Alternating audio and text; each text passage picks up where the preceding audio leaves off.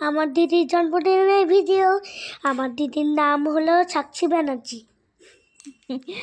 তো চলে আসলাম একটা ব্লগ ভিডিও শেয়ার করতে তোমাদের সামনে। আর সেই দিনটা ছিল জন্মদিন মেয়ের। তো হঠাৎ করেই রাত্রিবেলায় আমরা নিজেরা ঠিক করে নিয়েছিলাম, নিজেরা বলতে আমাদের একটা প্ল্যান ছিল, 3 জনের প্ল্যান। প্রথমটাই বলি, ছেলে আর আমি আর আমার ভাই 3 জনা মিলে মানে ঠিক করে নিয়েছিলাম যে রাত 12টা বাজবে ঠিক ঘড়ির কাঁটায়।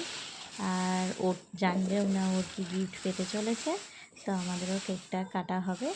তো ওই জন্য রাত 12টায় ঠিক করে নিয়ে আমরা কিন্তু গিফটটা কেটে নিয়েছিলাম।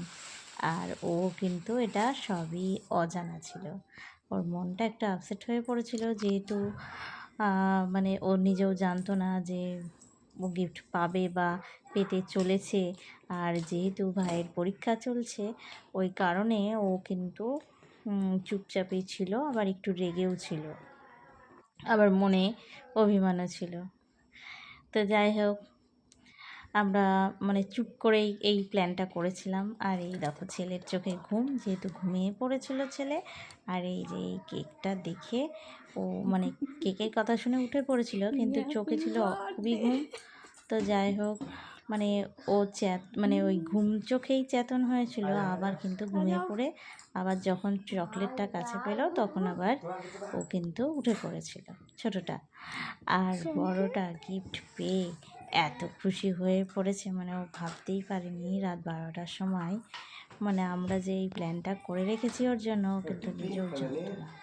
তো যাই হোক, এই যে বাবিডল কেক আর নাম লেখা ছিল সাক্ষী। আর 21শে ফেব্রুয়ারি মেয়ের জন্মদিন, কিন্তু মানে রাত্রেবেলায় কেকটা কাটা হয়েছিল 12টার সময়, ঘড়ির কাঁটায় 12টা বাজছে। আর কেকটা আমরা কিন্তু কেটেছিলাম, যেহেতু পরের দিন পড়ে যাচ্ছে। আর মানে নতুন গিফট পেলে তো মনটা সবারই ভালোই লাগে, সবাই খুশি হয়। তো যাই হোক, এই যে আর পরের দিনকে শনিবার পড়েছিল। তো যেহেতু পরের দিন মানে কি ওই জন্মদিনের দিনই ওর শনিবার পড়েছিল। তো শনিবার ধরো নিরামিষ রান্না 5 রকম ভাজা টাজা করে দিয়েছিলাম। আর যেহেতু মাছ বা মাংস কোনোটাই হবে না, যেহেতু শনিবার নিরামিষ, তো নিরামিষে আমি করে দিয়েছি।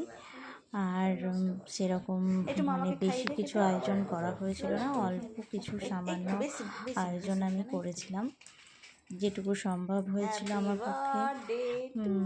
আর এই যে মোমবাতিটা জ্বলে উঠেছে, ওর মামা জ্বালিয়ে